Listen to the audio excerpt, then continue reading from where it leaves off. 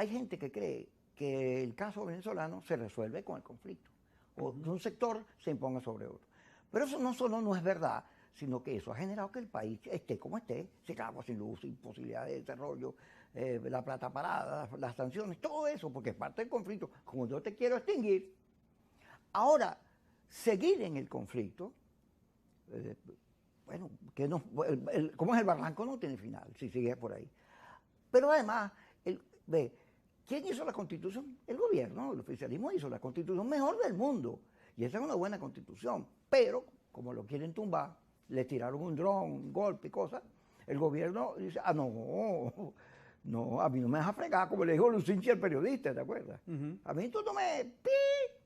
Entonces, pasamos a un terreno de guerra. Hay que salirse del terreno de guerra. Porque, fíjate, en el caso del interinato, que tú estás en la Asamblea 2015, salen unos teóricos, unos abogados, a discutir la legalidad o no de sacar el interinato del camino. Que semejante imbecilidad y estupidez. Eso demuestra la locura. ¿Cómo vas a discutir tú que el interinato, que es una acción subversiva, o sea, para tumbar el gobierno, poner otro gobierno, tiene legalidad? Y en la Constitución, además, oye, Dios mío, ve acá, aquí está pasando lo malo. Entonces, ve lo del CNE, veamos lo del CNE. Mira, Kiko, lo primero que hay que decir con la verdad, la guerra también tiene fruto. O sea, si tú quieres ir por la guerra, puedes ganarla o perderla. Y eso, desde el punto de vista político, es así. Y El problema es que es muy costosa para los países. O sea, la política de la guerra, del sumacero, del yo te desaparezco y yo me privilegio, o existes tú o existo yo, eso es válido. Alguien puede ganar o alguien puede perder. El problema es que termina siendo muy costoso para el país y eso es lo que ha pasado en Venezuela. En Venezuela hubo durante mucho tiempo una polarización de exterminio de unos contra otros. O sea, porque no es que fue de uno hacia allá o de allá hacia acá, fue permanente el conflicto entre unos y otros. O sea, así como uno puede hacer una lista de las cosas que ha pasado de un lado, también puede hacer listas enormes de las cosas que han pasado del otro lado. Y aquí yo le doy más responsabilidad a quien tiene el poder, porque quien tiene el poder tiene más responsabilidad siempre que el que lo busca, siempre. Y yo creo que eso es lo que anhela el venezolano, que entendamos que yo no te puedo extinguir, ni tú me puedes extinguir a mí. Porque ha pasado en la práctica, no nos hemos podido extinguir, estamos ahí.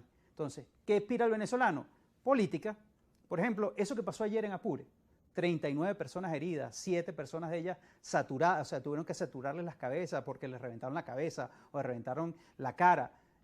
Eso no tiene ningún sentido político, más allá que la expresión de la barbarie. O sea, es la reminiscencia de aquello que el pueblo no quiere.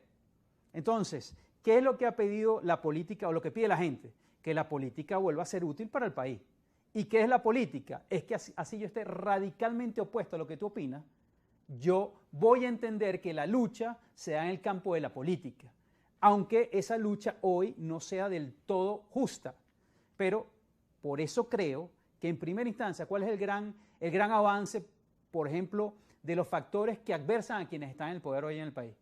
Entender que la lucha y el mecanismo del voto tiene que ser un camino fundamental, que tú no puedes abandonar la participación.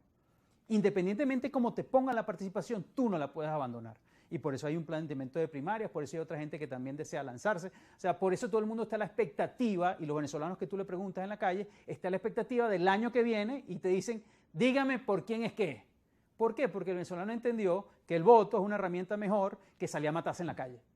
Porque el venezolano entendió que en medio de las dificultades que tiene, dice, al final, ¿de quién es la culpa? Bueno, los políticos tampoco me han dado, ninguno me ha dado respuesta, porque lo que ha hecho es hacerme la vida más compleja a mí. Entonces, la política lo que tiene es que rescatar ese espacio de servir para la gente. ¿Y cómo sirve?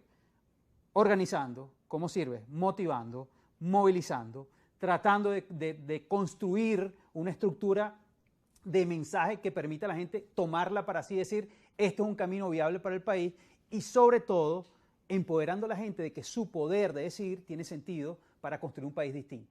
Y eso es una de las luchas más importantes que tenemos que dar en este momento. ¿Cómo hacemos para que la gente llegue al año 24 y al año 25 con una capacidad de decidir que esté no minimizada, muy por el contrario, empoderada y fortalecida? Eso es un trabajo que hay que hacer a dos bandas. Eso es un trabajo que hay que hacer quienes deseamos tener el poder y quienes están en el poder y quieren mantenerlo a como de lugar. Aquí tiene que haber un momento donde la lógica del interés, lo que hablamos al inicio, empieza a privar sobre la lógica de la locura. Y eso es un llamado principalmente a quien tiene la mayor responsabilidad. Ah, pero fíjate, yo que he estudiado mucho el asunto, porque yo soy un comunicador, Sí.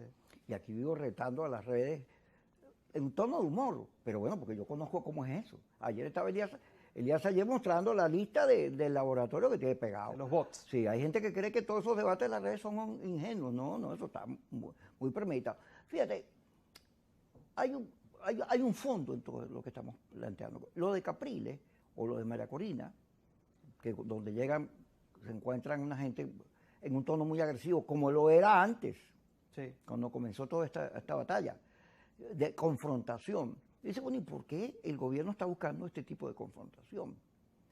Porque el gobierno y la oposición no son todos parejitos. O quizás qué parte del poder está buscando otra confrontación, pues, Exactamente, ahí es donde otra vos. lectura. En el gobierno hay tendencias, como lo hay en la oposición. En el gobierno hay gente que cree que la radicalización lo favorece. ¿Por qué? Porque plantea un enemigo que viene por ellos a meterlos presos, a aniquilarlos, a morderlos, a quitarles todo lo que han construido, y entonces eso unifica. Las diferencias internas se unifican, porque ahí viene María Corina a meternos presos, que viene Capriles a acabar con nosotros. Y ese es el sentido de eso. Ahora, un político, después de 23 años, de haber pasado por todo el escenario, debería pensar, bueno, evaluar eso. ¿Para qué? Para entonces hacer todo lo contrario que evite que ese discurso se apodere, sea hegemón en el gobierno. Pero también, como él no puede hacer nada en el gobierno, lo tiene que hacer en la oposición. Él tiene que evitar que en la oposición estos factores que amenazan tengan la hegemonía y el discurso, y que haya otros que, haciendo un discurso racional, convenzan a la gente y al gobierno que la vía civilizada, que la vía de la razón, que la vía de la democracia y de la inteligencia humana es dirimir las diferencias, no en un campo de guerra, sino con votos. Votando. Pero aquí hay gente que ha puesto en varias oportunidades en duda el voto, porque dictadura no sale con votos. Y esos discursos simplones, porque son simplones.